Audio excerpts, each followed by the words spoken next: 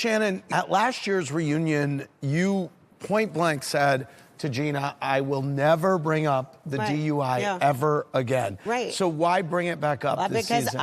Because that's why I say I didn't remember that I did it. I feel awful about it. And angry at me. My question is, why did you get so mad at Jen for saying it to Gina when it was said on camera? She alludes to when you went through your DUI and your kids would have gone to CPS if she didn't step in, and I thought that is absurd. I felt like as soon as you sat down there, you're like, okay, I'm gonna do my job and I'm gonna start stirring the pot. I'm not a pot stirrer. Do you think I'm a pot stirrer, Shannon? I do think that you were.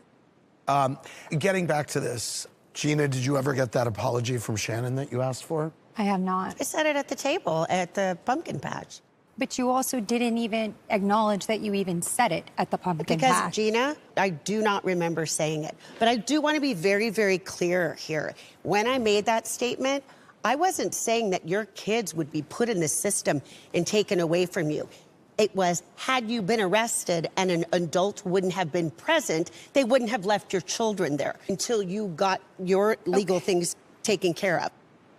That being said, I was told by Heather that you were discussing my relationship. I was freaking pissed off at you. I don't like you. We don't get along because you don't know anything about me. I haven't had an intimate And I haven't said anything about you. Well, I was told. What are my children's names? Sienna.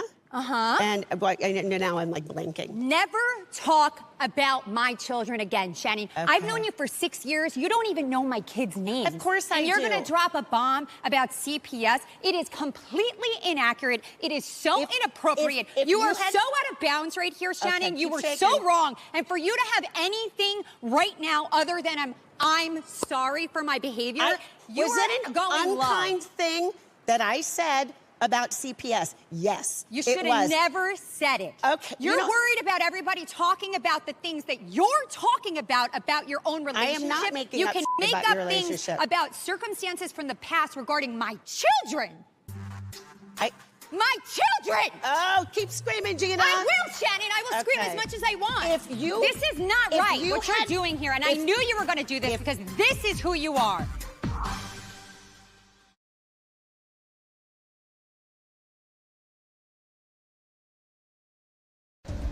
You're worried about everybody talking about your own relationship. I am not making you up can make about up your things relationship. about my children.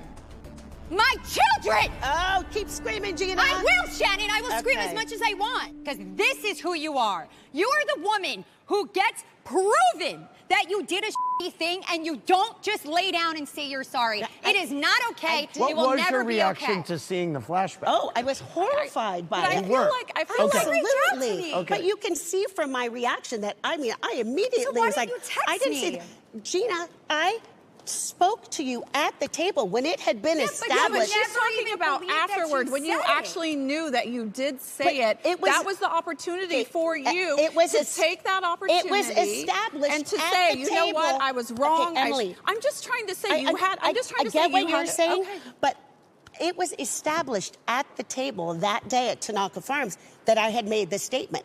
This was an opportunity for you to be a kind person. Do you want me to go through the list of the kind things I've done for you? Shannon, you gave a phone number to me 4.5 years ago, and then you have used it as a weapon ever since. Do you think that you have beaten to death the kind thing that you did to her 4 years ago? I have a laundry list of other kind things that I've done. Yeah, because that's what she does. She makes lists of super duper kind things so that she can highlight, look, I'm a good person. You know what? When you were alone and Matt was gone and before you met Travis, who was the one calling you and inviting you out all the time? Listen, with Shannon, my friends that you say don't exist. And now, and this is what you do though. Now you're like, oh, look, I was good to you that day. No, because that day we went out. Because you keep painting me out to be this I'm not horrible painting person. You. So I'm going to Shannon. defend myself. Can I ask you a question?